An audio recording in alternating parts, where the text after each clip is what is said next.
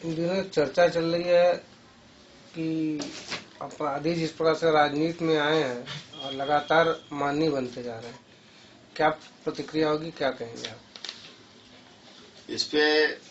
माननीय शब्द ये रिगार्ड्स का एक सूचक है। एक रिकॉर्डेड व्यक्ति को, जिसका व्यक्तित्व कृतित्व समाज में बहुत अच्छा हो और कोई उसकी क्रिमिनल हिस्ट्री न हो, तो वो एक सम्मान सूचक शब्द है माननीय। और महामहिम शब्द जो है, महामहिम राज्यपाल, महामहिम राष्ट्रपति, ये उससे भी ज्यादा सम्मान सूचक शब्द है। और यह माननीय शब्द सुप्रीम कोर्ट में कि honourable justice, honourable chief justice, समस्त हाई कोर्टों में ऑनरेबल माननीय मुख्य न्यायाधीश जी, माननीय न्यायाधीश जी, माननीय जिला जज जी, माननीय सीजेएम जी, ये है। माननीय मुख्यमंत्री जी, माननीय प्रधानमंत्री जी, माननीय गृह मंत्री जी, ऑल दी कैबिनेट मिनिस्टर वो माननीय शब्द लगाते हैं और न्यायालय के लोग लगाते हैं। और सवाल ये उठता है कि पहले तो जब सुप्रीम कोर्ट ने ये कहा जनहित याचिका पर 2013 में फैसला आया, Lily Thomas versus Union of India and others, फिर Lok Prahari through it is general secretary S N. Shukla versus Union of India and others with writ petition such and such Basant Kumar Chaudhary versus Union of India and others. Article 32 में, संविधान के अनुच्छेद 32 में ये जनहित याचिकाएं honourable supreme court में की गई। ऑनरेबल चीफ जस्टिस की अध्यक्षता में इसको सुनी गई। उन्होंने कहा कि नहीं, अपराधी चुनाव नहीं लड़ेंगे। जिनके ऊपर भी आपराधिक गंभीर किस्म के केस चल रहे हैं, उनको चुनाव नहीं, उनको वंचित किया जाता है। सुप्रीम कोर्ट ने ये गाइडलाइन दे दिया, फुल बेंच ने। अब समस्त राजनीतिक दल के जो लोग थे वो सब एक हो गए इस मुद्दे पर, और इस मसले को लोकसभा में ध्वनि मत से इस ऑर्डर का लोप कर दिया गया, सबसाइड कर दिया गया। नहीं, बिल्कुल गलत है। 2 साल तक मिनिमम जिसको सजा होगी वो चुनाव नहीं लड़ सकता है। आपराधिक पृष्ठभूमि 200 मुकदमे होंगे, चाहे 395 के हों, चाहे 392 के, चाहे 394 के हों, चाहे 302 के हों, चाहे 307 के हों, चाहे 376 के हों, चाहे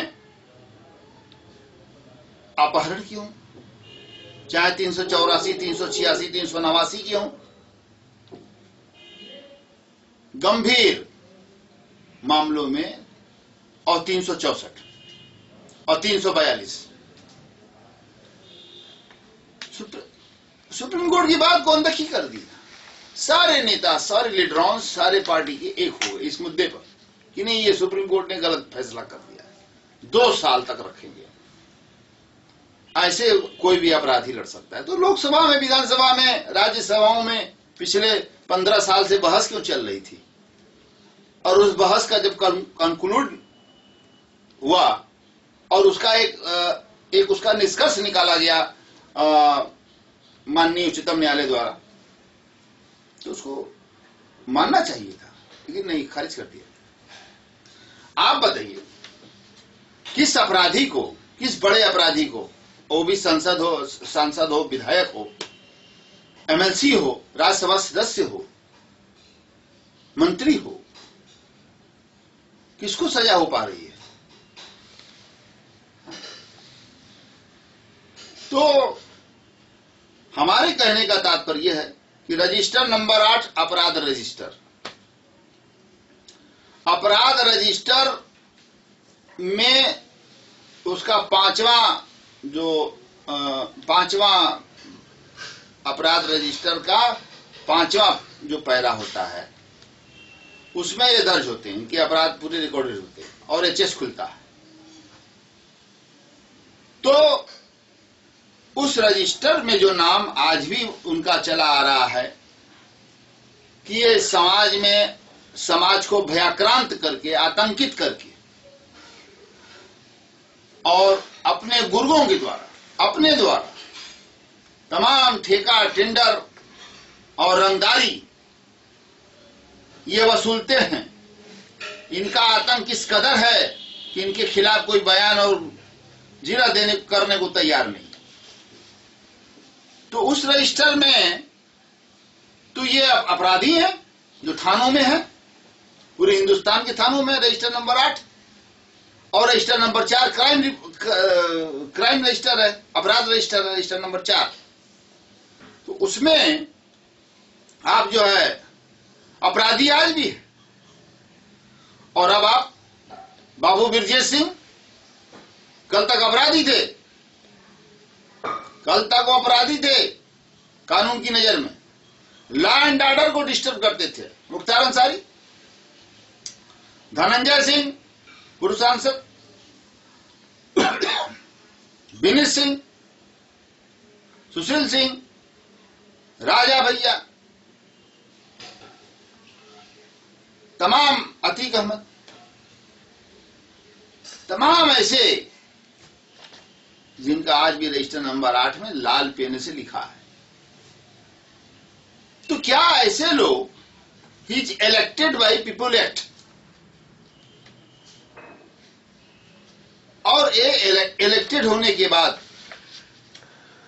माननीय लिखते हैं इनके आगे डीएम साहब, एसएसपी साहब, डीआईजी साहब, आईजी साहब, एडीजी महोदय, एडीजी लैंड ऑर्डर महोदय, पुलिस महानिदेशक उत्तर प्रदेश, प्रमुख सचिव गृह, चीफ सेक्रेटरी, इतने अधिकारियों को, छोटों को छोड़ दीजिए, सारे आईएएस आईपीएस को खड़ा होकर अभिवादन करना पड़ता है उसका जब वो मिलने जाए। और कहीं मंत्री बन गया तो ये मिलने जाते हैं, ये लोग मिलने जाते हैं। तो कल तक जो कानून का बहुत बड़ा अपराधी था, लॉ एंड ऑर्डर को चुनौती देता था, पुलिस उसके पीछे भागती थी। ये क्या कारण है कि आप चुनाव जीत गए तो उनके नाम के आगे भी माननी, जिनकी समीक्षा ऑनरेबल सुप्रीम कोर्ट ने किया, जिनको चुनाव लड़ने में पाबंदी लगाया सुप्रीम कोर्ट ने, उनको भी आप माननी कह रहे हैं। क्या हमारे देश का आईएएस, आईपीएस, पीपीएस, पीसीएस क्या फील करता होगा जब ऐसे कमीने लोगों के नाम के आगे माननीय लिखना पड़ता है?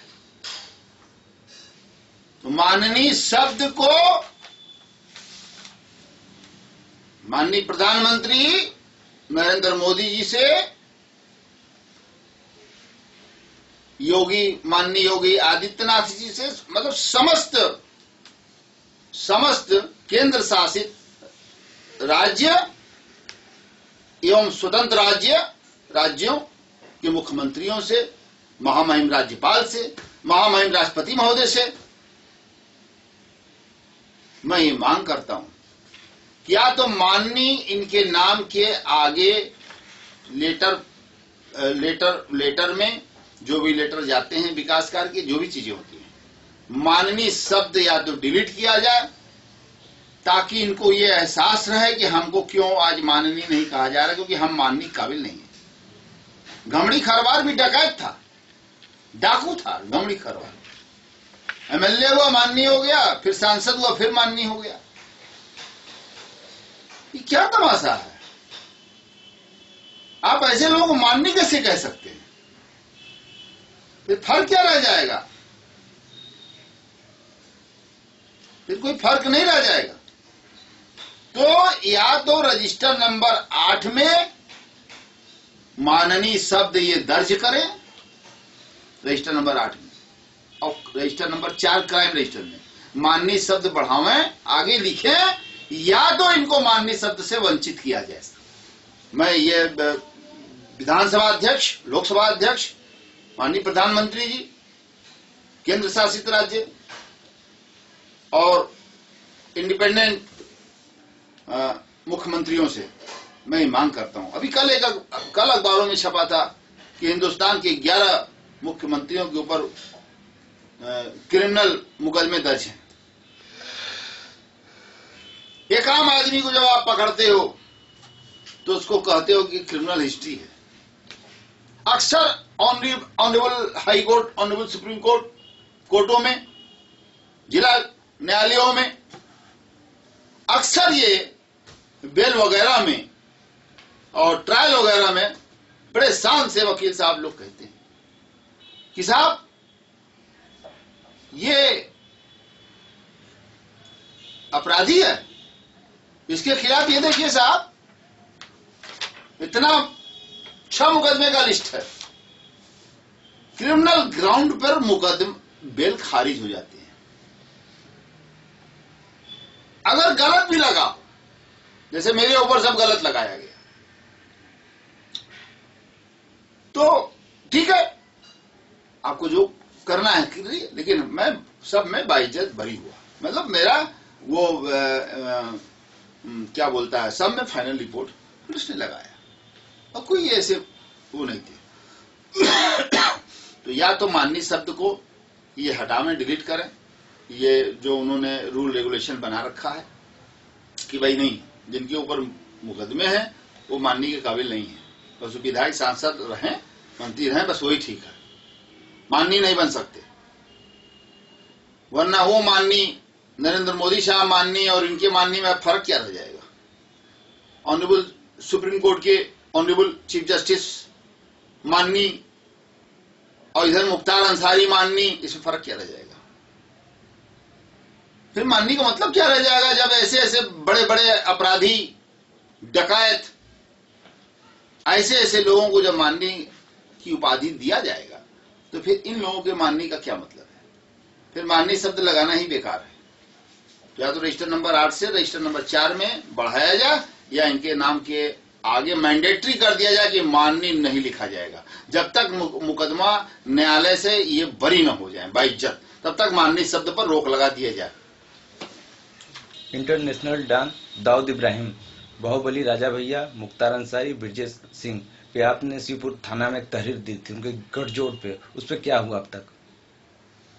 भाई मैंने बाकायदा इन लोगों के कारनामों के बारे में और कितनी हत्याएं दाऊद इब्राहिम के इशारे पर किया गया इन लोगों के द्वारा, मैंने सब उसका पूरा खुलासा किया है। दाऊद इब्राहिम हमारे देश का गद्दार है, देशद्रोही है और मोस्ट वांटेड है, वर्ल्ड का मोस्ट वांटेड आतंकी सरगना है, अपराधी है। और उसके खिलाफ, मुख्तार अंसारी के खिलाफ, राजा भैया के खिलाफ, ब्रजेश सिंह के खिलाफ जैसे अपराधियों के बड़े बड़े ये अपराधी हैं जो दाऊद इब्राहिम के ही बल पे आज यहां तक पहुंचे हैं। ठीक, तो इन लोगों के खिलाफ मैंने FIR दिया था। लगभग मैं समझता हूं कि 25 दिन बीत गया, लेकिन अभी तक मुकदमा दर्ज नहीं हुआ। मैं पूछना चाहता हूं उत्तर प्रदेश के माननीय पुलिस महानिदेशक जी से, माननीय प्रमुख सचिव गृह जी से, ADG लैंड ऑर्डर से पूछना चाहता हूं कि क्या इस देश में जो थाने बनाए गए हैं मुकदमा लिखने के लिए, निस्तारित करने के लिए, फाइनल रिपोर्ट लगाने के लिए, चार्जशीट काटने के लिए, जहां पर देश का कोई नागरिक दाऊद इब्राहिम के खिलाफ मुकदमा लिखवाने को तैयार नहीं, इन लोगों के खिलाफ गवाही देने को तैयार नहीं है, पक्षद्रोही हो जाता है, वहां पर मेरे जैसा एक व्यक्ति साहस करके आगे बढ़ा तो आज दाऊद इब्राहिम जैसे आदमी पर भी मुकदमा लिखने में पुलिस कतरा रही है। यह है हमारे देश का सिस्टम। जो सिस्टम जो है वो कोलैप्स हो गया है। लोकतंत्र का जो 4 स्तंभ है वो कोलैप्स हो गया है। वो कोलैप्स हो गया है, सिस्टम ही कोलैप्स हो गया है। दाऊद इब्राहिम के खिलाफ मुकदमा लिखने के लिए भी पुलिस तैयार नहीं है। अब आप समझ सकते हैं कि दाऊद इब्राहिम का पुलिस विभाग पर कितना बड़ा आतंक है, कितना बड़ा उसका आतंक है कि बैठ के जो है पाकिस्तान में पूरा भारत को तबाह करने के लिए 92 में बॉम्बे बम ब्लास्ट कराया, हजारों हजार लोग मर गए, कितने लोग के बाप छीन लिए, कितने की मां छीन लिए, कितने के लड़के छीन लिए, बेटी छीन लिया, पति छीन लिया, पत्नी छीन लिया। उस आदमी के खिलाफ पुलिस में दम नहीं है कि मुकदमा लिखे दाऊद इब्राहिम के खिलाफ। इसका मतलब क्या हुआ कि दाऊद इब्राहिम से हिंदुस्तान की पुलिस डरती है। मैंने आला अफसरों को भी लिखा था चिट्ठी।